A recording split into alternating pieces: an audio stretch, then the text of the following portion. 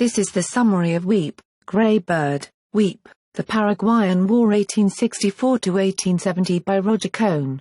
Weep, Grey Bird, Weep is the story of the most extraordinary love story of the 19th century, set against the background of the most disastrous war ever fought.